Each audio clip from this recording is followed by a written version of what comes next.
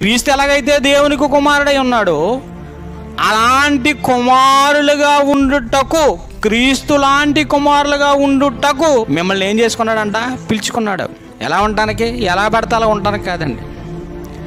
క్రీస్తులో ఉన్న దైవత్వం, క్రీస్తులో ఉన్న సర్వపరిపూర్ణత, అదే అచ్చు, అదే లక్షణాలు. అచ్చు అంటే ఏం లేదు, ఆయనలో ఉన్న లక్షణాలు నీలోకి రావాలి. దేవునికి కుమారులుగా ఉండాలంటే క్రీస్తు లాంటి కుమారులు, క్రీస్తు లాంటి కుమారులు, మనందరం క్రీస్తు లాంటి కుమారులుగా ఉండడానికి పిలుచుకున్నాడంట.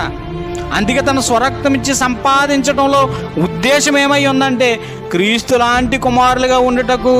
ఎందుకంటే ఎందుకు పిలుచుకున్నాడంటే మనం ఎలాంటి వాళ్ళమంటే లోకంలో రోమపత్రిక 5వ అధ్యాయం 6వ వచనంలో చెప్పబడిన మాట ఏమని ఉందంటే, ఎలయనగా మనం ఇంకా బలహీనులమై ఉండగా, మన పాపముల చేత అపరాధముల చేత మనము చచ్చిన వారై ఉండగా, మన బలహీనలమై ఉండగా, అనేకులు బలహీనులు రోగులునై ఉన్నారు, చచ్చిన వారై ఉన్నారు లోకంలో. అయితే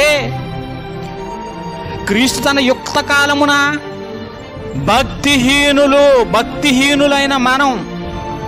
భక్తిహీనులైన మన కోసం ఏం చేశాడు?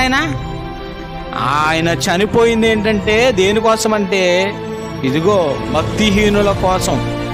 మనం ఇంకా బలహీనులై ఉండగా క్రీస్తు యుక్త కాలమున భక్తిహీనుల కొరకు చనిపోయాడు. ఎందుకంటే క్రీస్తు లాంటి కుమారులుగా కావాలి.